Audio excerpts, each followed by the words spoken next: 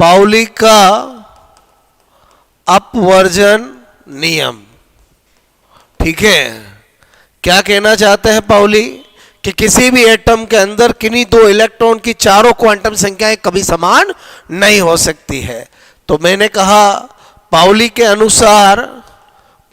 अनुसार किसी भी एटम, ठीक है, में किन्हीं दो इलेक्ट्रॉन की चारों क्वांटम संख्याएं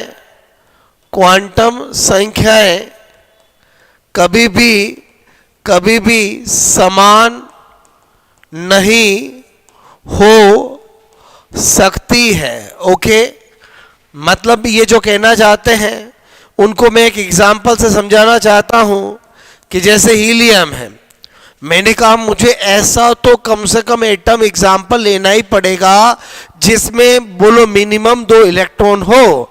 बात समझ में आई? तो हीलियम से बेस्ट एग्जांपल हो नहीं सकता। तो हीलियम में हम जानते हैं 1s2, यानी इसके अंदर बोलो आपसे मेरे को s ऑर्बिटल के अंदर 2 इलेक्ट्रॉन होते हैं। अगर मैं इन दोनों का एनालिसिस करूं, बोलो दोनों इलेक्ट्रॉन का, तो मैंने कहा n की वैल्यू इसकी 1 है, तो इसके लिए भी n की वैल्यू क्या है 1, बिकॉज इससे n डिसाइड होता है।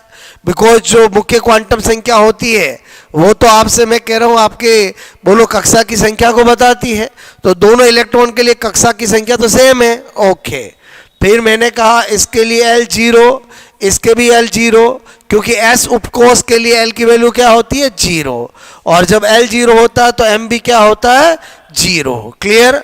तो हमने देखा ये हीलियम के अंदर दोनों इलेक्ट्रॉन की तीनों क्वांटम संख्या बिल्कुल समान है।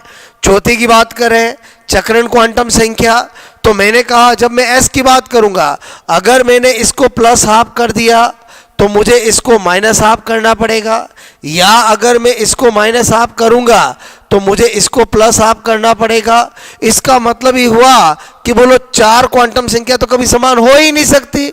इसका मतलब ही हुआ क्योंकि हर एक कक्षक के अंदर 2 इलेक्ट्रॉन होते हैं तो वो हमेशा विपरीत चक्रण वाले होते हैं। तो ये तो इनका एक्चुअली आपसे मैं कहूँ जो नियम था, जो सिद्धांत था, वो इसका स्टेटमेंट, और ये मैंने आपको बताया। अब यहाँ से कॉम्पिटिटिव एग्जाम में क्या निकल के आता है, बोलो बहुत सारे क्वेश्चंस बनते हैं कि वो कौन सा नियम है जो ये कहता है कि एक एटम में चारों क्वांटम संख्याओं का मान किन्हीं 2 इलेक्ट्रॉन की कभी समान नहीं हो सकती, तो होगा पाउली का अपवर्जन नियम।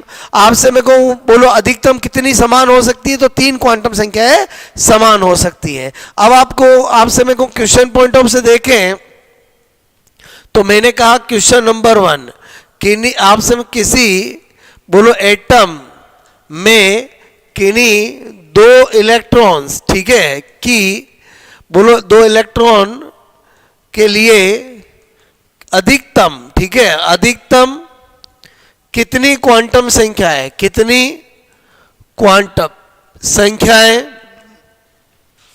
समान हो सकती है, ठीक है, हो सकती है पूछे, और ऑप्शन में आपको पहला 4 दे, दूसरा 2 दे, तीसरा 3 दे, चौथा आपसे मेरे को 1 दे, तो आंसर क्या होगा 3।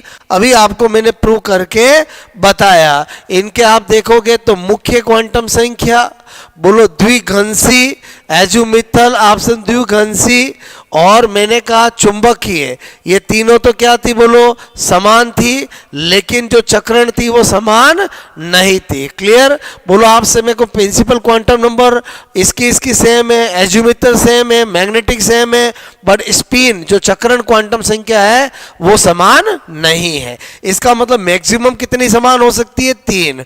उसके बाद दूसरा क्वेश्चन आपको पूछा जाए पाउली के अपवर्जन, ठीक है, अपवर्जन नियम, ठीक है, नियम से कौन सा बोलो आपसे मेरे को इलेक्ट्रॉन को भरना बोलो सही है, आपसे मैं करूं, और बोलो कौन सा गलत है, ठीक है, कौन सा गलत है। मैं आपको सिखा रहा हूं इसलिए मैं यहां पर बहुत सारे ले रहा हूं 1 2 3 4। क्लियर? यहाँ पर 5 6, 7, 8, जबकि आपके एग्जाम में 4 ही होते हैं। उनमें से आपको बोलो गलत पूछे तो गलत बताना, सही पूछे तो सही बताना। क्लियर? यहाँ पर आप समझना, मैं आपको पाउली के मन की बात बताना चाहता हूँ कि एक्चुअली पाउली अपने प्रिंसिपल में क्या कहना चाहता है। अक्सर स्टूडेंट क्या करते हैं, बोलो किताबों में स्टेटमेंट लिखा होता है, उसको रट लेते हैं और वहाँ कंपटीशन एग्जाम में उनको पता ही नहीं चलता कि हमसे क्वेश्चन गलत हो गया। अच्छे से समझना, जो पाउली जो स्टेटमेंट दिया है एक्चुअली वो क्या कहना चाहता है। वो कहना चाहता है, आपसे मैं कह रहा हूँ यहाँ पर, उसके लिए थोड़ा अपने को माइंड गेम खेलना पड़ेगा।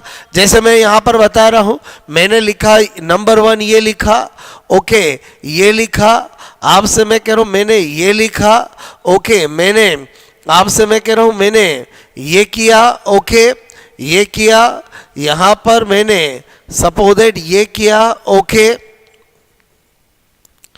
यहाँ पर, ठीक है।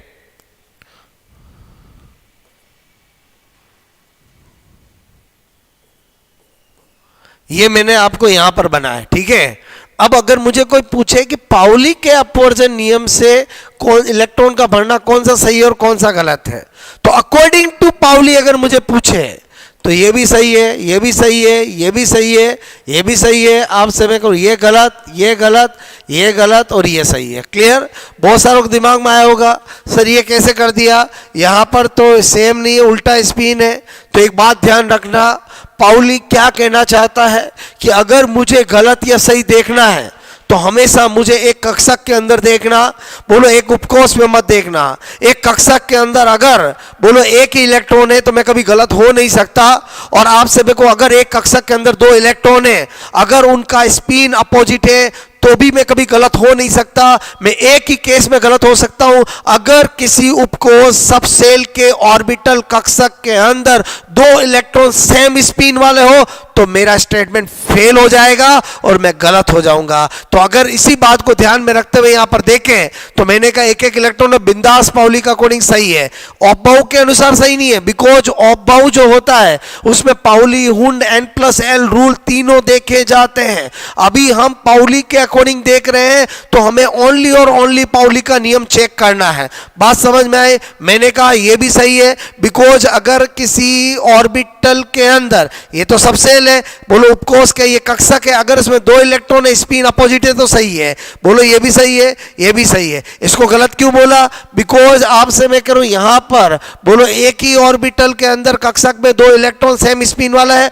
पाउली कहता है ये मेरा अकॉर्डिंग गलत है, क्योंकि अगर मेरा लॉ कहता है कि अगर किसी कक्षक के अंदर बोलो किसी एटम में 2 इलेक्ट्रॉन की चारों क्वांटम संख्या का मान कभी समान हो नहीं सकता, इसका मतलब ही हुआ एक कक्षक में अगर 2 इलेक्ट्रॉन है तो उनका स्पिन हमेशा अपोजिट होगा। यहां पर मैं बात करूं तो ये सही है लेकिन ये गलत हो गया, तो ये भी क्या हो गया?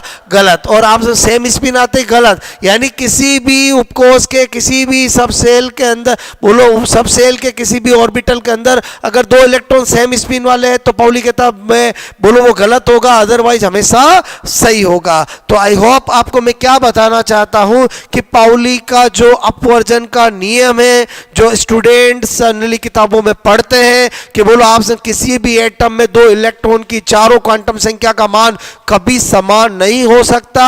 एक्चुअली पाउली क्या कहना चाहता है? पाउली ये कहना चाहता है कि जब भी किसी उपकोष सब सेल के ऑर्बिटल्स में इलेक्ट्रॉन फील करते हैं तो एक ऑर्बिटल में 2 इलेक्ट्रॉन ऑलवेज अपोजिट स्पिन वाले ही आएंगे, ये कहना चाहता है। आई होप मैं जो लॉजिक सिखाना चाह रहा था वो समझ में आया होगा। बोलो बिकॉज आपसे मैं कहूं साइंस अगर आप पढ़ते हो और आपके लॉजिक क्लियर नहीं है तो वो साइंस पढ़ने से कोई मतलब नहीं है, बिकॉज साइंस कोई रटने का सब्जेक्ट नहीं है, साइंस समझने का सब्जेक्ट है। क्लियर? आई होप आपको ये छोटा सा पाउली का नियम जरूर समझ में आया होगा। और एक बार जब हमारे फंडे क्लियर हो जाते हैं तो लॉन्ग टाइम तक चीजें याद रखते हैं, बोलो याद रहती है। इसी उद्देश्य के साथ मैं आपको यूट्यूब पर 1 by 1 करके सारी चीजें सिखा रहा हूं। आई होप आपको बहुत मजा आ रहा होगा। कमेंट्स करके जरूर मुझे बताएं और आप आपसे मैं कह रहा हूँ, अगर आपको बहुत अच्छा लगता है तो इसको शेयर करें, ताकि आप जैसे बहुत सारे स्टूडेंट, आपके छोटे भाई बहन, उनका भी ये फंडा क्लियर हो। क्योंकि ये जो चीज़ें बोलो आपसे मेरे को हमेशा, चाहे 11, 12, PMT, IIT, हर एक के अंदर एग्जाम्स में आती है, तो हर कोई पर्सन जो साइंस से रिलेटेड है उसके लिए बहुत बेनिफिशियल है कि जो चीज़ें किताबों में पढ़ते हैं उनके लॉजिक आपके क्लियर होने चाहिए। Okay, best of luck.